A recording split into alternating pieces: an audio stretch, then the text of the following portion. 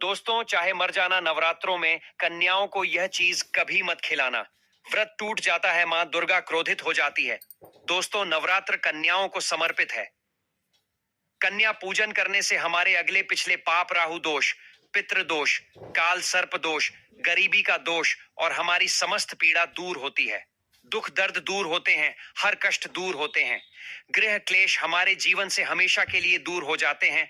कन्या पूजन को गरीब से गरीब व्यक्ति को भी अवश्य करना चाहिए।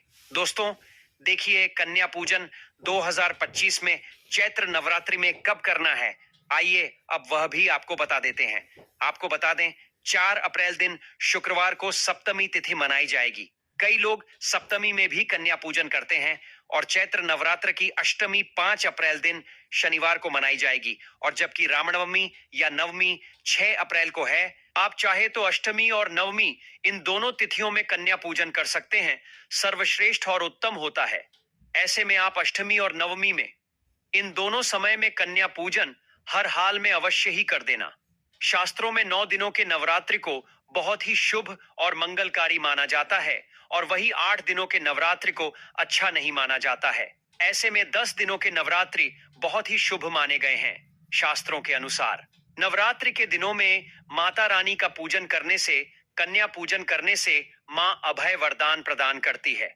कुंडली में जो कष्ट होते हैं उन्हें ठीक कर देती है। श्रीधर की तरह ही सच्चे हृदय वाले व्यक्ति के सभी कष्टों का निवारण मां शीघ्र ही करती है। मां की उपासना से विनम्रता का विकास होता है। सभी कष्ट, दरिद्रता, दुख, कष्ट नष्ट हो जाते हैं। नवरात्र में माता रानी का व्रत और पूजन किया जाता है, लेकिन नवरात्र के दौरान सबसे ज्यादा महत्व होता है कन्या पूजन का। दोस्तों, कन्या रानी जो होती है फूल की पंखुड़ियों की तरह नाजुक होती है। कन्या पूजन सर्वोप्रिय है, श्रेष्ठ है। कन्या के रूप में स्वयं जगदम्बा देवी माता, वैष्णो 9 देवियाओं अर्थात समस्त ब्रह्मांड इनके शरीर के कण कण में वास करते हैं। बहुत कम लोग जानते हैं, 33 कोटि देवी देवताओं का वास होता है कन्याओं के मस्तक पर। कन्या चाहे छोटी हो चाहे बड़ी हो, वह सदैव पूजनीय है, मां के समान मानी जाती है। दोस्तों, माना जाता है व्रत और उपासना से माता रानी इतना प्रसन्न नहीं होती है जितना कि कन्या पूजन से होती है। नवरात्रि में छोटी छोटी कन्याओं को माता रानी का स्वरूप माना जाता है। कन्याओं को भोग लगाया जाता है, उन्हें प्रसन्न किया जाता है और बदले में आशीर्वाद मांगा जाता है। कन्याओं को प्रसन्न करने के लिए गिफ्ट आदि उपहार वगैरह दिए जाते हैं। माना जाता है अगर कन्याओं को कोई भेंट दी जाए और वो उसे खुशी खुशी स्वीकार कर ले तो इसका मतलब है माता रानी अर्थात माता वैष्णो ने वो भेंट स्वीकार कर ली जिन पर कन्याएं प्रसन्न होती हैं। तो समझो उन्हें माता रानी का आशीर्वाद मिल गया और माता रानी की कृपा से उन्हें मुंह मांगा वरदान प्राप्त होता है। कन्या पूजन कोई मामूली पूजन नहीं होता। समस्त ब्रह्मांड में जो पूजा होती है उनसे बढ़कर कन्या पूजन को माना जाता है। 10 बार गंगा स्नान करने से और 100 बार यज्ञ करने से तथा 1000 बार यात्रा करने से जो पुण्य मिलता है वह मात्र एक बार कन्या पूजन करने से करोड़ों गुना भक्त को मिल जाता है, प्राप्त हो जाता है। दोस्तों, इसीलिए कहा जाता है कि कन्याओं को सताना नहीं चाहिए, इससे समस्त ब्राह्मण हिल जाता है। कन्याओं की जितनी सेवा की जाए कम ही होती है। कन्याएं कोई मामूली नहीं होती। कन्या के रूप में स्वयं उनके मस्तक पर विराजमान होकर स्वयं देवी चलकर आपके घर तक आती है। नवरात्रि में 2 साल से लेकर 10 साल तक की कन्या का पूजन होना चाहिए। अष्टमी अथवा नवमी को कन्याओं के पैर धोकर भोजन कराना, उपहार आदि देना श्रेष्ठ माना जाता है, दुर्लभ माना जाता है। ऐसा मौका कभी हाथों से नहीं जाने देना चाहिए। इस दिन जितना ज्यादा हो सके कन्याओं को हाथ पकड़कर, पैर पकड़कर अपने घर तक लेकर आए। अनुसार अगर उपाय करता है तो माता वैष्णो बड़ी प्रसन्न होती है और ऐश्वर्य धन प्रदान करती है, मालामाल बना देती है। और हाँ, माता को एक लायक जरूर करें, लाइक करने में कंजूसी ना करें। दोस्तों, कैसे करें? कन्याओं का स्वागत। कन्या जब आपके घर आए तब सभी के पैरों को दूध और पानी से उनके पैरों को धुलाना चाहिए। खासकर मर्दों को कन्याओं के पर आवश्यक धोने चाहिए, इससे माया वैष्णव प्रसन्न होती है। दोस्तों, फिर उसके बाद कन्याओं को किसी साफ जगह पर जमीन पर कपड़ा बिछाकर बैठाना चाहिए। उनके माथे पर अक्षत, फूल और कुमकुम लगाना चाहिए। फिर उसके बाद भोजन ग्रहण करवाना चाहिए। लेकिन हमेशा याद रहे, कन्याओं की थाली में 3 पूरियां कभी न रखें। इसे शुभ नहीं, घोर अशुभ माना जाता है। 3 पूरियां तथा 3 रोटियां मरने वाले व्यक्ति के लिए निकाली जाती है और जेल में कैदियों के लिए दी जाती है। ऐसे में कन्याओं को उनकी थाली में 3 पूरी कभी न दें, लेकिन 1-2 करके पूरियां दे सकते हैं। इससे 3 संख्या बढ़ जाती है और दोष भी नहीं लगता। दोस्तों, कन्याओं को खाना खिलाने के बाद अंतिम में कन्याओं के सर पर लाल चुनरी उड़ाना चाहिए और भोजन में आपको खीर, पूरी, हलवा, चना तथा आलू की सब्जी, छोले वगैरह की सब्जी खिलानी चाहिए। पनीर आदि भी खिलाया जा सकता है। वैसे माता रानी का प्रिय भोजन खीर, हलवा, पूरी और छोले आदि ही है, लेकिन भूल से भी लहसुन और प्याज का इस्तेमाल कभी ना करें, अन्यथा अनर्थ हो जाएगा। अक्सर कई लोग कन्याओं को कुरकुरे का पैकेट, चिप्स वगैरह का पैकेट खिलते हैं, जो कि घोर अनर्थ माना जाता है, क्योंकि इसमें लहसुन प्याज का इस्तेमाल होता है, जिसके कारण आपका व्रत खंडित हो सकता है। मां दुर्गा क्रोधित हो सकती है। जहां आपने 9 दिनों तक लहसुन प्याज का परहेज किया, लेकिन आपकी एक गलती पूरे व्रत को खंडित कर सकती है। इतना भी नादान नहीं बनना चाहिए कि माता रानी रुष्ट हो जाए और कन्याओं को भी अशुद्ध होना पड़े। कन्याओं को डब्बा बंद कोई भी ऐसी चीज ना खिलाएं जिसमें लहसुन प्याज होता है। कई चीज तो ऐसी होती है मार्केट में जिसके अंदर लहसुन प्याज का इस्तेमाल होता है। ऐसा आप कभी मत करना। दोस्तों, कई लोग कन्या पूजन में खाना घर पर नहीं बनाते और मार्केट से रेडीमेड लाकर ही खिलते हैं तथा दही जलेबी खिलाते हैं, जो कि शुभ नहीं माना जाता। दोस्तों, ऐसा खाना वो लोग खिलाते हैं जिनके घर में मान लीजिए कोई दुर्घटना आदि हो गई है, या घर में कोई बीमार है, या कोई मुसीबत है, तब वो ऐसा करते हैं। लेकिन अगर आप स्वस्थ हैं, आपको कोई पीड़ा नहीं है, तो ऐसा भूल कर भी नहीं करना चाहिए। माता रानी दही जलेबी नहीं, आपके हाथों का बना भोजन खाना चाहती है, आपका प्यार चाहती है। फिर चाहे आप घर में एक ही पूरी क्यों ना बनाएं माता के लिए, पर आप स्वयं ही अपने हाथों से माता रानी को भोजन खिलाएं। देखिए, भले ही आप दही जलेबी खिला सकते हैं, परंतु माता को घर का बना हुआ शुद्ध भोजन ही अति प्रिय है। खासकर नवरात्रों के दौरान घर में पक्का खाना अवश्य बनाना चाहिए। माता रानी बहुत प्रसन्न होती है। घर का बना पक्का खाना ही कन्याओं को खिलाना चाहिए। हमेशा याद रखें, कन्याओं को प्लास्टिक के बने धोने में खाना नहीं खिलाना चाहिए। ऐसे बर्तन पूजा पाठ के लिए शुभ नहीं, अशुभ होते हैं, क्योंकि प्लास्टिक के ज्यादातर बर्तन जो होते हैं जानवरों की हड्डियों द्वारा बनाए जाते हैं, इसलिए ऐसा पाप मत करना। कन्याओं को हमेशा स्टील के बर्तन या पत्तों से बने बर्तनों में ही भोजन करना चाहिए।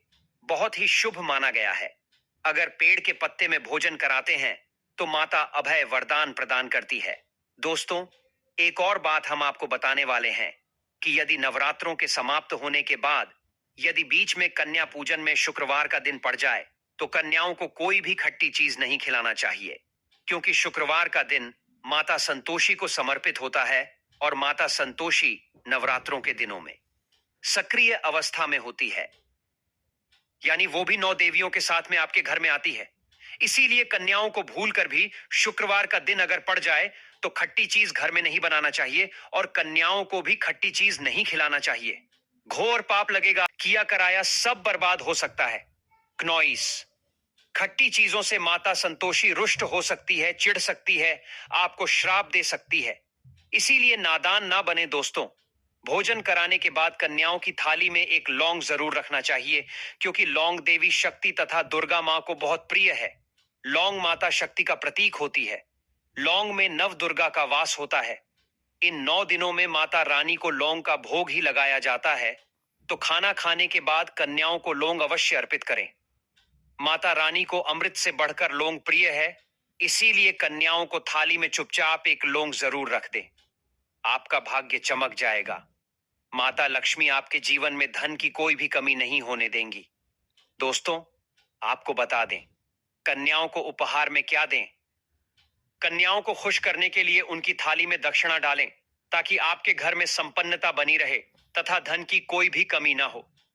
कन्या जब आपके घर से खुशी खुशी धन लेकर जाती है, तो वह भी आपको खुशी खुशी कई गुना आपको धन प्रदान करती है। इस समय कंजूसी मत करना। खुशी खुशी कन्याओं को धन अवश्य देना। कन्याओं को कोई सुंदर गिफ्ट दे सकते हैं।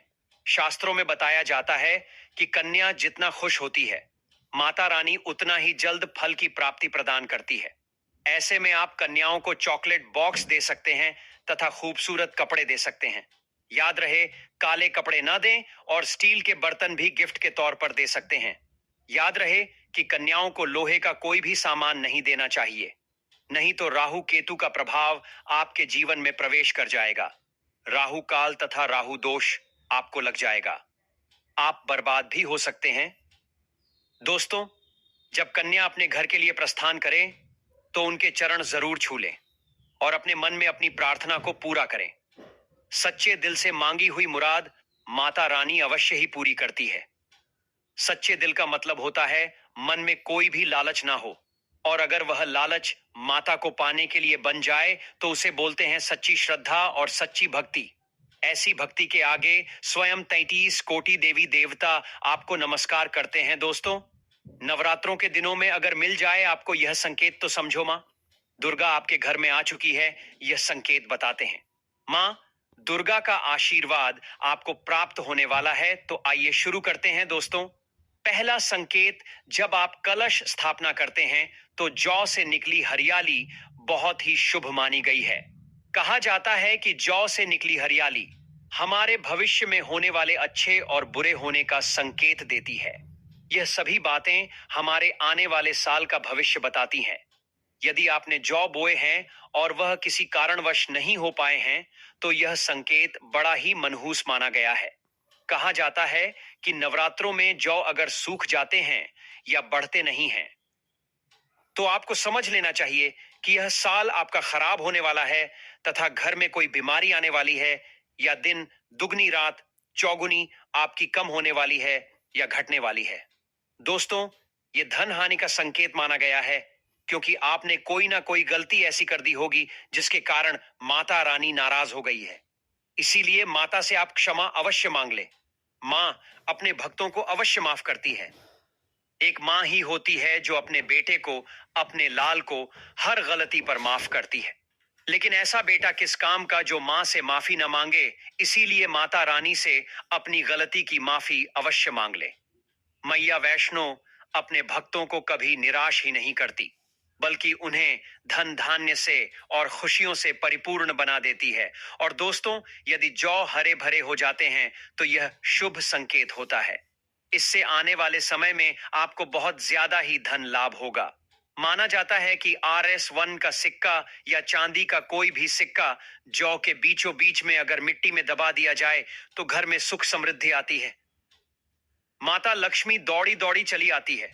जौ के अंदर हमेशा RS1 का सिक्का अवश्य डालना चाहिए। जौ को खाली नहीं रखना चाहिए, उसमें धन वगैरह अवश्य डालना चाहिए। इससे माता का आशीर्वाद सदैव परिवार पर बना रहता है और जीवन में कोई भी संकट नहीं आता है। खाली जो मतलब धन भी खाली, खुशियां भी खाली ही मिलेंगी दोस्तों। नंबर 2, यदि आपकी नींद नवरात्रों के दौरान सुबह 4 बजे के आसपास खुलती है तो इसे बड़ा ही शुभ संकेत माना जाता है, क्योंकि यह समय ब्रह्म मुहूर्त कहलाता है। इस समय देवी शक्ति अपने सच्चे भक्तों को ही जागती है।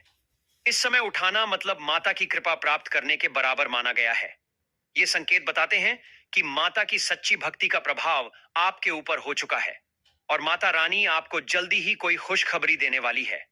मां आपकी सच्ची भक्ति से बहुत खुश हैं। क्नॉइस दोस्तों। नंबर 3, यदि नवरात्रि में आपका मन प्रसन्न होने लगे, पूजा पाठ में आपका मन लगने लगे। पूजा करते समय मन का शांत होना यह दर्शाता है कि आपको बहुत जल्द मां की कृपा प्राप्त होने वाली है। माता रानी आपकी भक्ति से बहुत खुश है। आपकी भक्ति माता रानी को आनंद दे रही है। ऐसे व्यक्ति को समझ जाना चाहिए कि उसके जीवन में अब अच्छा समय आने वाला है।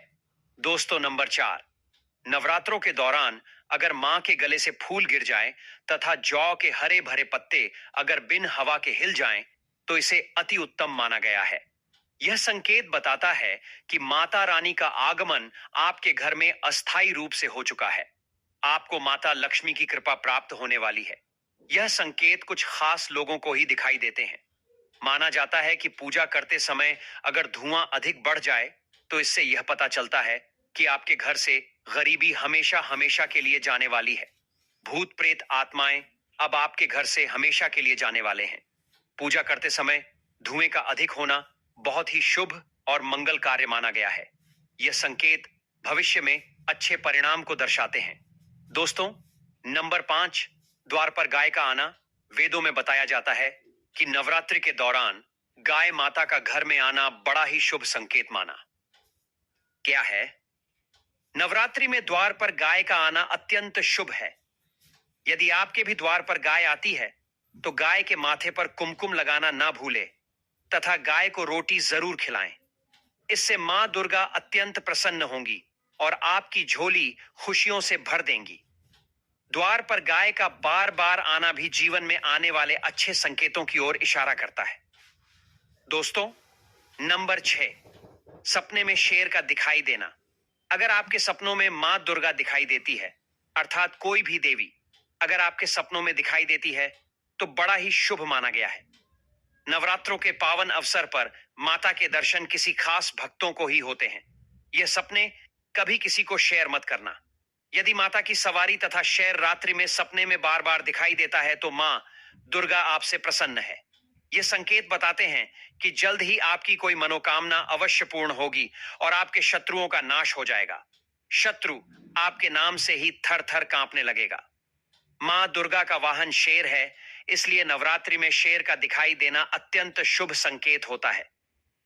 दोस्तों, नंबर 7, यदि कोई छोटी कन्या आपको सुबह सुबह लाल वस्त्र धारण किए हुए दिखाई देती है तो आपने साक्षात मां दुर्गा के दर्शन किए हैं।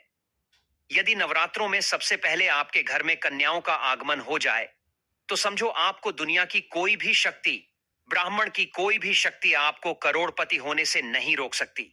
आपके जीवन में, आपके घर में माता लक्ष्मी का आगमन होने वाला है।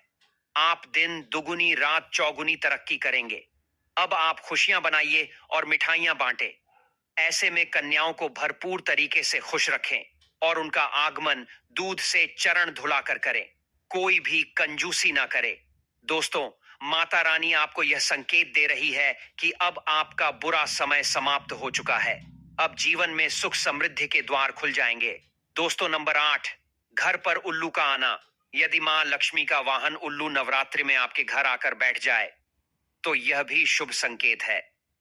इसका अर्थ है कि मां लक्ष्मी का आपके घर में प्रवेश हो चुका है और आपकी आर्थिक स्थिति और मजबूत होगी। लेकिन याद रहे, उल्लू नवरात्रि और दीपावली पर आना ही शुभ माना जाता है। दोस्तों, नंबर 9, यदि ब्रह्म मुहूर्त के समय यानी सुबह के 4 बजे के आसपास घंटियों की आवाज सुनाई दी जाए या शंख की आवाज सुनाई दी जाए तथा कोई भजन सुनाई दे जाए तो बड़ा ही शुभ संकेत माना गया है।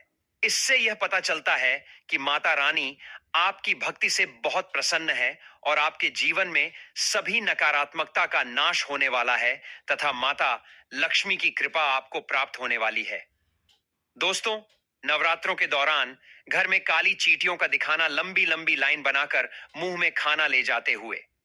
चींटियों को देखना अच्छा संकेत माना गया है और यदि मंदिर में पूजा करते समय कोई छिपकली आदि दिखाई दे जाए या मंदिर के स्थान की ओर छिपकली चली जाए तो बड़ा ही शुभ संकेत माना गया है। इससे यह पता चलता है कि आपको माता लक्ष्मी की कृपा प्राप्त होने वाली है। मां का आशीर्वाद आपको मिलने वाला है। नवरात्रों के दौरान मंदिर में छिपकली का दिखना बहुत ही शुभ संकेत माना गया है। आपकी भक्ति का फल आपको शीघ्र ही मिलने वाला है क्योंकि छिपकली को माता लक्ष्मी का प्रतीक माना गया है। किसी शुभ अवसर पर छिपकली का दिखना मंगलकारी माना गया है और नवरात्रि में छिपकली का मंदिर में दिखना साक्षात देवी लक्ष्मी का स्वरूप माना गया है। धन्यवाद।